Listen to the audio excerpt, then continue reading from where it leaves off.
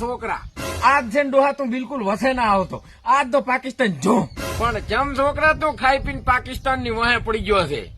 અલ્યા ડોહા તને ખબર નથી ઓલું યુદ્ધ નું કઈક પેપડું વાજ્યું? પણ બટા એને યુદ્ધ ના કહેવાય, એને મોક ડ્રીલ કહેવાય.